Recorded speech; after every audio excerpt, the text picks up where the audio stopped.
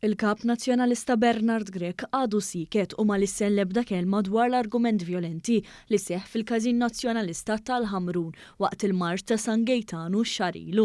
Dan meta ma tħallix jidħol fil-kazin tiegħu stess u qarib tiegħu Noel Mifsud Bonnici spiċċa aggredit qudiemu tal-li ddefendih u sostna li l-kap kellu dritt ikun hemm ġew.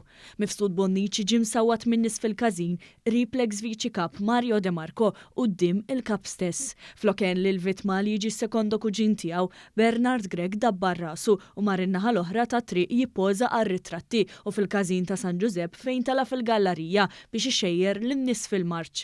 Dwar dan kollu Bernard Grech baqa' siket għal xahar sħiħ tant li dik il-ġimgħa lanqas biss tkellem fuq il-midja tal-partit tiegħu, l-istess midja li wkoll ngħata istruzzjonijiet biex ma tirrapporta xejn, avolja ġie rrapportat fil-midja lokali kollha. Minn dakinhar Grech kull m'għamel 3 interventi bit-telefon osra u dwar ma lissen xejn waqt li tnej indirizza protesta għal ftit nies fil-belt.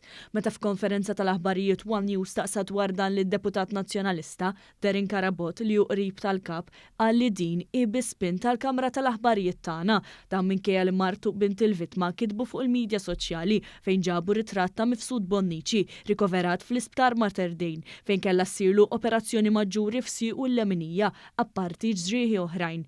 Il-Kunsill Amministrattiv tal-Partit Nazzjonalista kien ħareġ stqarrija xotta ta' sentenza kollox, kważi ġimgħa wara fejn qal li l-każin kien se jingħalaq temporanjament. Il-Gazzetta Kulħadd iżda kienet żvelat li l-każin kien diġà għalaq xi jiem qabel id-deċiżjoni minħabba li l-barman Manuel Attard kien telaq ma' familtu fuq vaganza Overland aktarx ippjanata minn sew qabel. Sa din il-ġimgħa stess il-Pulizija resqet lil Andrew Attard ta' 48 sena li allegatament kien involut f'din il-ġlieda violenti. Ir-raġel li jiġiħu l-barman tal-każin u allegatament kien involut ma' ħaddieħor li għadhom mhux identifikati wieġeb li mhux ħati u nżamm arrestat sakemm fil-qorti anke tinstema' xhieda tal-vittma fost oħrajn.